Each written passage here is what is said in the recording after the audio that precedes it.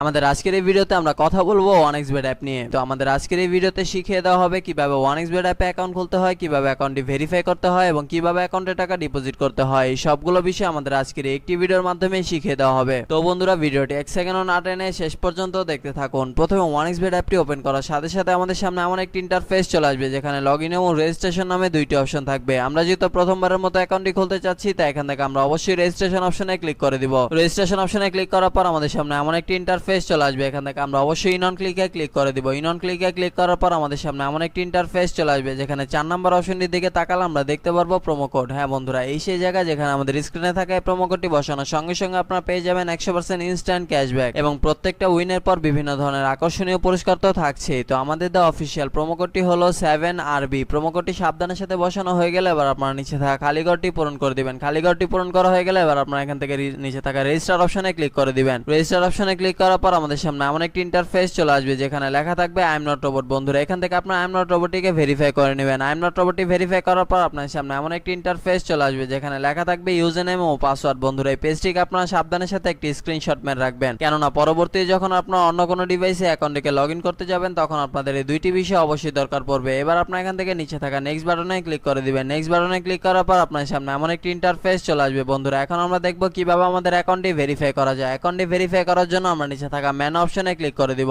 Menu অপশনে click করার পর আমাদের সামনে এমন একটি ইন্টারফেস চলে আসবে। এখান থেকে আমরা উপরে থাকা পার্সোনাল প্রোফাইলে ক্লিক করে দিব। পার্সোনাল প্রোফাইলে ক্লিক করার পর আমাদের সামনে এমন একটি ইন্টারফেস চলে আসবে। এখান থেকে আমরা একটু নিচের দিকে তাকালে দেখতে পারবো ইউজার নেম। বন্ধুরা, ইউজার নেমের ঠিক ডান দিকে থাকা অ্যাড অপশনে ক্লিক করে আমরা আমাদের ইউজার নেমটিকে বসিয়ে নিব। এবার ইউজার নেমটি বসানো হয়ে গেলে ঠিক একইভাবে আমরা আমাদের ইমেলটিকে এখানে বসিয়ে নিব। এবার ইমেলটি বসানো হয়ে গেলে ঠিক একইভাবে আমরা আমাদের ফোন নাম্বারটিকে বসিয়ে অ্যাকাউন্টটি ভেরিফাই করে নিব। ফোন নাম্বারটি বসিয়ে অ্যাকাউন্টটি ভেরিফাই করা হয়ে গেলে এখন আমরা দেখব কিভাবে ভোটার আইডি কার্ডের মাধ্যমে আমাদের অ্যাকাউন্টটিকে ভেরিফাই করা যায়। এই জন্য আমরা উপরে থাকা ইন্টার ডিটেইলসে ক্লিক করে দিব। ইন্টার ডিটেইলসে ক্লিক করার পর আমাদের সামনে এমন একটি ইন্টারফেস চলে আসবে যেখানে লেখা থাকবে first name, sure name, middle name, date of birth, place of birth, reason. বন্ধুরা, রিজন আপনার এখান থেকে অবশ্যই বাংলাদেশি সিলেক্ট করে দিবেন। সিটি আপনি যে সিটিতে থাকেন সেই সিটিটা আপনার এখানে অবশ্যই বসিয়ে দিবেন। রেসিডেন্ট অ্যাড্রেস হচ্ছে আপনার বর্তমান ঠিকানা, যা আপনার এখানে সাবধানের সাথে বসিয়ে দিবেন। ডকুমেন্ট টাইপ হচ্ছে ন্যাশনাল আইডি কার্ড। সিরিজ, বন্ধুরা সিরিজে আপনার এখান থেকে অবশ্যই 1 দিয়ে দিবেন। ডকুমেন্ট নাম্বার হচ্ছে আপনার ভোটার আইডি কার্ডের নাম্বারটি, যা আপনার এখানে সাবধানের সাথে বসিয়ে দিবেন। ডেট অফ ইস্যু হচ্ছে আপনার ভোটার আইডি কার্ড প্রদানের একটি তারিখ, যা আপনার আমাদের ভোটার আইডি কার্ডের পেছনে পেয়ে যাবেন। Issued by Bangladesh government. বন্ধুরা, সবকিছু ঠিকঠাক থাকলে আপনার নিচে থাকা টিক মার্কে ক্লিক করে দিবেন। টিক মার্কে ক্লিক করার পর আপনারা দেখতে পারবেন আপনাদের অ্যাকাউন্টটি ভেরিফাই করা সম্পন্ন হয়ে গিয়েছে।